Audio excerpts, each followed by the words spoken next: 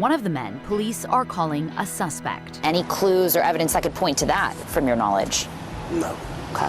I would never have thought Sarah or Brendan or Adrian would, maybe Adrian, but I wouldn't have thought Sarah or Brendan would have ever done something like this. I was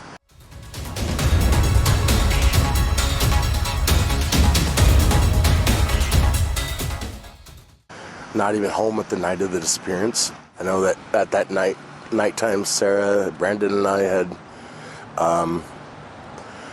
left to Cuna to go recover his Boise. I know that I was gone a good portion of the day from like 1 p.m. in the afternoon to like about 4. Spent some time with a former coworker or boss that I used to work for. I think I spent maybe an hour and a half, and then had come back home.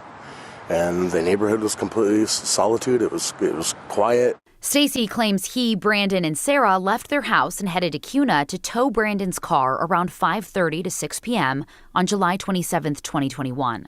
Brandon blew a spark plug and couldn't drive it, he says. Fruitland police believe Monkey went missing between 6:40 and 7 p.m. that night. When we got back, I think about between 9 and 10 o'clock at night, we noticed there was an excessive amount of people out in the community walking around the neighborhood. We had stopped and asked what was going on, and they said that a boy had been abducted or been taken, and it was news to me. It was news to Sarah, what it seemed like, and Brandon. We got home, Brandon and Sarah decided they were going to go look for the boy, and I was in the process of getting the vehicle detached from the truck because it was taking up the whole length of the street pretty much. I'm not going to lie when I say I'm super confused by their stories.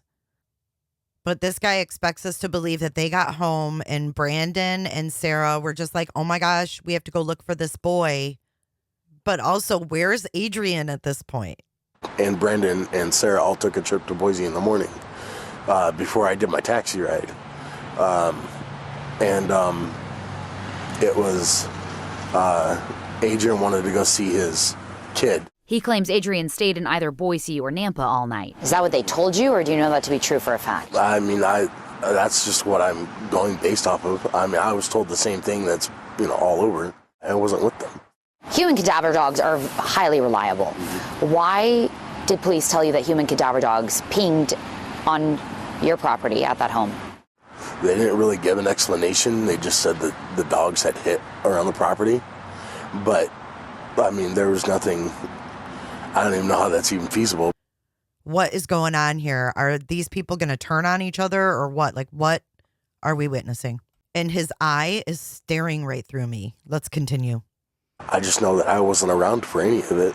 I have no idea. I would like to know what happened to him. They did say that they recovered several pieces of evidence at your home and on your property. Do you know what those pieces of evidence were? Well, it's news to me.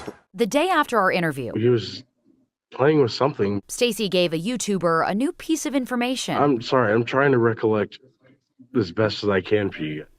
So this is the very next day after he just did that interview with the news. He's talking to a YouTuber, and now he's got a whole new thing about a child he saw playing, but he didn't look old enough to be by himself, so he wasn't alarmed. Something stinks here. He, Brandon, and Sarah pulled over to put power steering fluid in his car right after they left for Cuna the day Michael was abducted. He says they saw a child playing by himself on the sidewalk down the street, around the corner from the Vaughans' home. The kid